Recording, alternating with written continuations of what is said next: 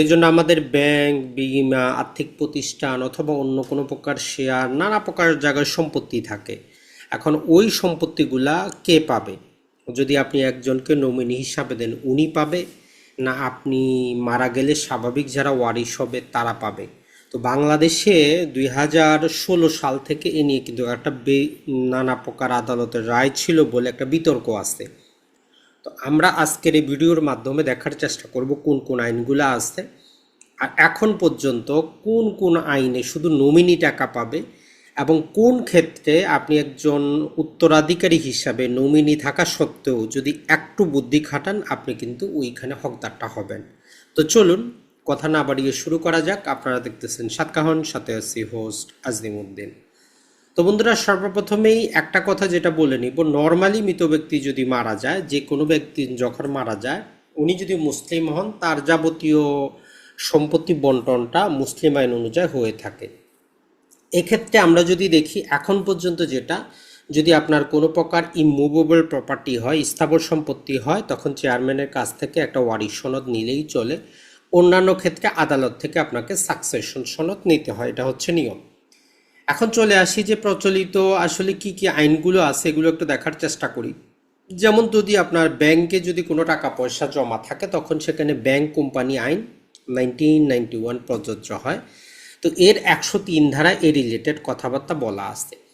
এটা ছাড়া আপনি যদি কোথাও ইন্স্যুরেন্স করেন, সেই ক্ষেত্রে ইন্স্যুরেন্স একটা 2010 প্রযোজ্য হয়। এক্ষেত্রেও ওই ইন্স্যুরেন্সকৃত টাকা কে পাবে, নমিনি কতটুকু পাবে, এটা বলা আছে।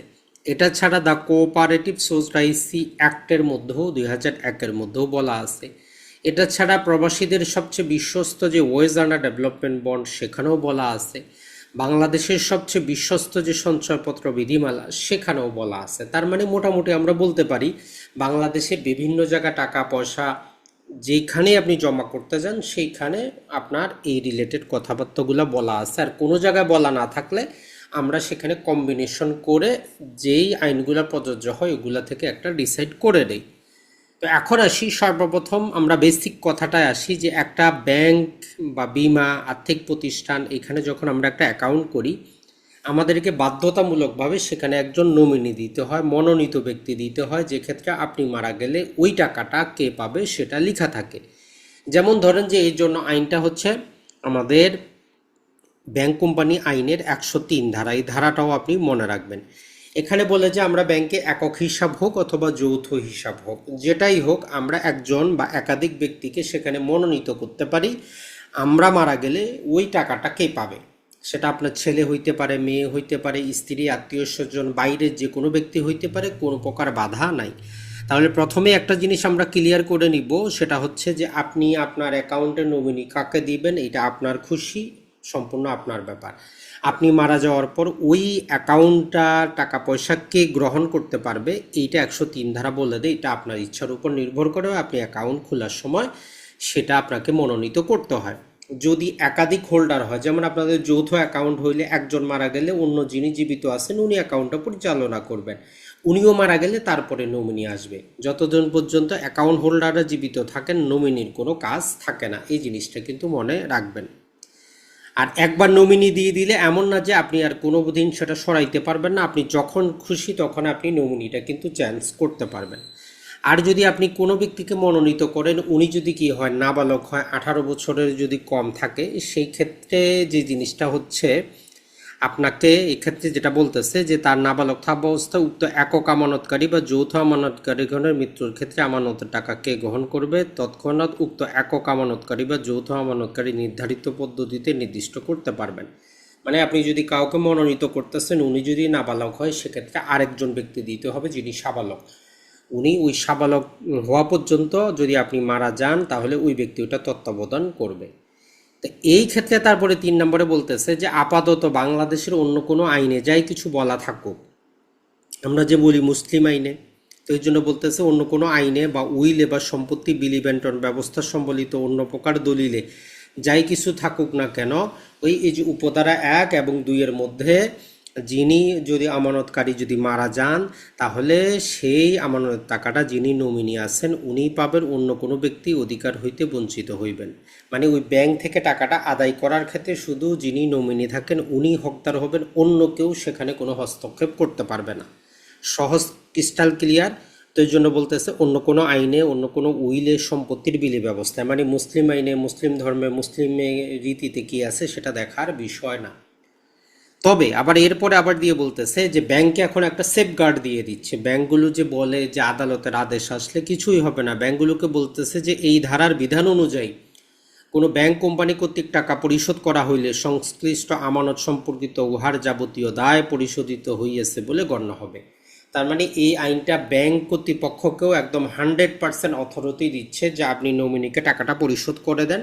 পরিশোধ করে দেওয়ার পরে আপনার উপর কোনো লাইবিলিটি থাকবে না, কোনো আদালত আপনার উপর কি করবে না, কোনো প্রকারভাবে হস্তক্ষেপ করবে না যে কেন টাকাটা দিলেন। তবে প্রোভাইডেড দ্যাট দিয়ে বলতেছে যে যে ব্যক্তি এই ধারার অধীনে আমানতের টাকা পরিশোধ করা হয়েছে, মানে যিনি নমিনি হিসাবে টাকাটা নিছেন, সেই ব্যক্তির বিরুদ্ধে অন্য কোনো ব্যক্তির কোনো অধিকার বা দাবি থাকিলে তাহা উপধারা অনুযায়ী ক্ষুণ্ণ হবে না।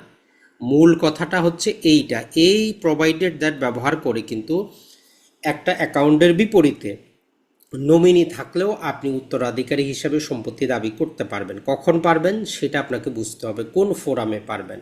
তো এইটা আমাদের ছিল প্রচলিত আইন, যে যিনি নমিনি থাকবেন উনি টাকা পয়সাটা পাবেন, ব্যাংক তাকেই দিতে বাধ্য, ব্যাংকের উপর কোনো দায় নাই। এখন যিনি টাকা পয়সাটা নিলেন তার উপরে যদি কারো কোনো দায় থাকে, লাইবিলিটি থাকে, সেটা ভিন্ন জিনিস। এটা আমরা ক্লিয়ার হয়ে গেলাম। এখন আসি আমরা আদালতের মারপেচ যেগুলা নিয়ে ভেজালটা। তো সমস্যা যেটা হচ্ছে যে 2016 সালে একটা রায় হয়েছিল, সে রায়টার মূল বিষয়বস্তু ছিল সঞ্চয়পত্র রিলেটেড। ওইখানে যে জিনিসটা বলা করা ছিল যে একজন পত্রের সঞ্চয়পত্র ছিল 30 লক্ষ টাকা, উনি একাধিক বিবাহিত ছিলেন, দ্বিতীয় স্ত্রীর নামে সঞ্চয়পত্র মনোনীত ছিল, মারা যাওয়ার পর দ্বিতীয় স্ত্রী নিয়েছেন, প্রথম স্ত্রীর ছেলে মেয়ে মামলা দায়ের করছেন। তো এই ক্ষেত্রে আদালত ফাইন্ডিং যেটা দিয়েছিল যে আসলে নমিনি একজন অ্যাজ এ ট্রাস্টি হিসাবে কাজ করবেন, উনি টাকাটা উত্তোলন করে উত্তরাধিকারের মাঝে বন্টন করবেন। তো এই রায়টার উপর ভিত্তি করেই ভেজালটা বেজে গেছিল। তো এই রায়টা দেওয়ার পরে পরবর্তীতে পূর্ণাঙ্গ রায় প্রকাশিত হওয়ার পরে এটা আপিল বিভাগে আপিল হয়েছে। আপিল হওয়ার পরে এই রায়ের কার্যকারিতা স্থগিত আছে। আপিল বিভাগ যখন একটা রায়কে স্থগিত করে তার কার্যকারিতা স্থগিত থাকে। যেমন অসংখ্য মামলা আছে স্থগিত আছে, যেমন মহিলারা কাজী হইতে পারবে কিনা এটাও স্থগিত আছে। এরকম হাজারো মামলা আছে, স্থগিত থাকা মানে ওর কার্যকারিতা নাই, আগে যা ছিল তা।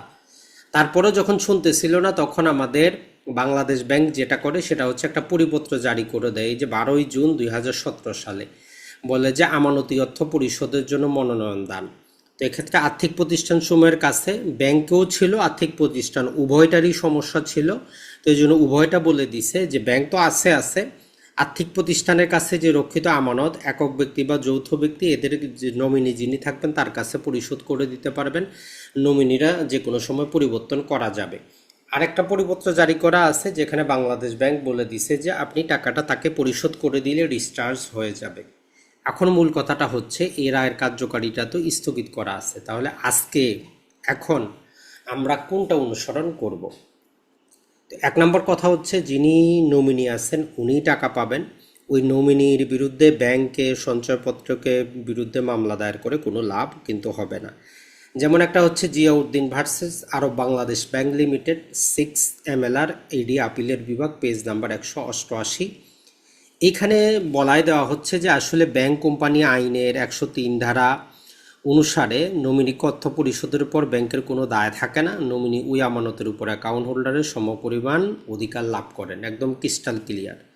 এরপরে আরও একাধিক মামলা, যেমন একটা সিভিল ডিভিশন ছিল 5852 2022 সালের, এখানেও ওই নমিনিকেই কি করা হয়েছে, হকদার ঘোষণা করা হয়েছে যে উনি। এখন আমাদের যে রায়টা ছিল এই রায়ের কার্যকারিতা কিন্তু স্থগিত করা আছে, যে উত্তরাধিকারী হিসাবে পাবেন এর কার্যকারিতা স্থগিত করা আছে। ওই জন্য আমাদেরকে মেনেই নিতে হবে যিনি নমিনি আছেন উনি টাকাটা পাবেন। এখন আপনি বলবেন যে ভাই তাহলে আমি উত্তরাধিকারী হিসাবে তো বঞ্চিত হচ্ছে, আমি কিভাবে পেতে পারি? তো আপনি কিভাবে পেতে পারেন এইটা নির্ভর করবে, আমরা যে বললাম বাংলাদেশ ব্যাংকের সঞ্চয়পত্রের ক্ষেত্রে এই যে, তবে শর্ত থাকে যে এইটা আপনি কাজে লাগাইতে পারেন, আর আমাদের মুসলিম আইনেরটা আপনি কাজে লাগাইতে পারেন। এখন এইটার ক্ষেত্রে আমাদের কয়েক প্রকারের কি আসবে, বিভিন্ন প্রকারভাবে যদি আমরা বলি বিশ্লেষণ আপনাকে করতে হবে। এখন আপনি মামলাটা করবেন কোন আদালতে এটার উপর নির্ভর করে। কারণ যারা বলবে যে নমিনি পাচ্ছেন, তাদের কাছে আরেকটা যুক্তি হবে যে মুসলিম পার্সোনাল ল যেটা 1937, এটা হচ্ছে একটা সাধারণ আইন। আর আমাদের এই যে হচ্ছে ব্যাংক কোম্পানি অ্যাক্ট একটা বিশেষ আইন, অতএব ব্যাংক কোম্পানি আইন যেটা বলবে জেনারেল ক্লজেস অ্যাক্ট অনুযায়ী বিশেষ আইন সবসময় সাধারণ আইনের উপর প্রভাব পায়। অতএব ব্যাংক কোম্পানি অ্যাক্টে যেটা বলা আছে সেটা। কিন্তু এখন আপনি যদি টাকাটা পাইতে চান, আপনাকে যে কাজটা করতে হবে সেটা হচ্ছে যে আপনাকে ওই ব্যাংকের কাছে মামলা দায়ের করে লাভ নাই, ওই সঞ্চয়পত্র অথরিটিকে বাদী করে মামলা দায়ের করে লাভ নাই যে এই টাকাটা আমি হকদার। এইখানে কিন্তু আপনি হেরে যাবেন। তাহলে এতদিন আমরা প্রচলিত যে ভুলগুলো করতেছি যে আপনি ওই টাকাটা পাবেন এই মর্মে ব্যাংকে এবং ওই নমিনিকে বিবাদী করে মামলা দায়ের করেন যে ওই টাকাটা যাতে ব্যাংক তাকে নেয়, এখানে তারও হকদার আছে, তাকে যাতে দেওয়া হয়। কিন্তু আইন ব্যাংকের কাজ হচ্ছে শুধু টাকাটা মনোনীত ব্যক্তিকে দিয়ে দেওয়া। এবং আমাদের 103-এর ক্লজ বলতেছে যে যাকে দিয়ে দিল তার কাছে কোনো দায় থাকলে আপনি আদালতে মামলা দায়ের করেন। তো মূল কথাটা হচ্ছে, যদি ধরেন যে আমরা যদি বলি যে এক ব্যক্তির ধরলাম 30 লক্ষ টাকা ব্যাংকে জমা আছে, এ নামক ব্যক্তি সেখানে নমিনি দেওয়া আছে। তো এই 30 লাখ টাকা আপনি কি করেন, নমিনিকে উঠানোর জন্য তার কার্যক্রম করতে আপনি দেন, ডকুমেন্টগুলো সংগ্রহ করেন। সে কি করলো, 30 লক্ষ টাকা উঠাইলো। তো উঠানোর পরে আপনার তখন দায়িত্ব হচ্ছে যে আপনি তখন কি করবেন, এই 30 লাখ টাকা যে মৃত ব্যক্তির সম্পত্তি, এই সম্পত্তি দাবি করে তখন আপনি আদালতে মামলা দায়ের করবেন যে উনার কাছে মৃত ব্যক্তির 30 লক্ষ টাকা কি আছে, সম্পদ আছে, ওই সম্পদে আপনি ইসলামিক ফারায়েজ মোতাবেক পাবেন, এইটুকু ডিক্লারেশন চাবেন। সেক্ষেত্রে ব্যাংকে আপনি বিবাদী করবেন না। ব্যাংকে বিবাদী করলে, সঞ্চয়পত্র অধিদপ্তরকে বিবাদী করলে, ইন্স্যুরেন্সকে বিবাদী করলে, আর্থিক প্রতিষ্ঠানকে বিবাদী করলে আপনি হেরে যাবেন। যখন আপনি মৃত ব্যক্তির যেই টাকা পয়সা যেটা আছে, এইটা যার কাছে আছে ওনাকে সরাসরি বিবাদী করে, তার বিরুদ্ধে বিবাদী করে যখন আপনি মামলাটা দায়ের করবেন, তখন এই আইনগুলো প্রযোজ্য হবে না। তখন মুসলিম আইনে দেখা হবে যে আসলে আপনি কতটুকু সেখানে পাবেন। তো এই জন্য বাংলাদেশের ক্ষেত্রে আপনি যদি, আমরা যেটা বলবো সবচেয়ে যদি ভালো বেস্ট, আপনি যদি আসলে টাকাটা দাবি করতে চান, তাহলে আপনাকে ব্যাংকে বা সঞ্চয় অধিদপ্তর বা ইন্স্যুরেন্স কোম্পানি বা ওয়েজ আন্ডার ডেভেলপমেন্ট বন্ড অথরিটিকে বিবাদী আপনি করবেন না।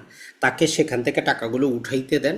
যখনই উনি টাকাগুলো যেই দিনই উঠাবে, যাবতীয় কাগজপাতি সংগ্রহ করেন, করার পরে আপনি তখন ওই তার কাছে যে টাকাটা আসছে এইটার উপর আপনার হক আছে, এইটা আদায় করে এইটা বন্টনের জন্য আপনি কি করবেন, মামলা করবেন।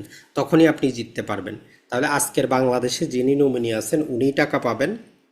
ব্যাংকগুলোকেও এই অথরিটি দেওয়া আছে, সঞ্চয় অধিদপ্তর, ইন্স্যুরেন্স, ওয়েজ আন্ডার ডেভেলপমেন্ট বন্ড, সব জায়গায় একই কথা। তো ওই জন্য টাকা উনিই পাবেন, ওনাকে এই টাকাটা আপনাকে দিয়ে দিতে হবে। আপনি তখন পৃথক মামলা দায়ের করবেন। এখন অনেকেই বলবেন যে পৃথক মামলা আমরা কিভাবে রাফটিং করব, কোন আইনের অধীনে করব। তো এটা রিলেটেড আমরা আরেকটা পৃথক ভিডিও করব। সেখানে আপনি মুসলিম আইনের অধীনে আপনি সম্পত্তি বন্টন, আপনার একটা অধিকার আছে, সেটা আপনি করবেন, যেহেতু 1937 সালে বলা আছে যে মুসলিম ব্যক্তির সম্পত্তি বন্টনটা কিভাবে হবে।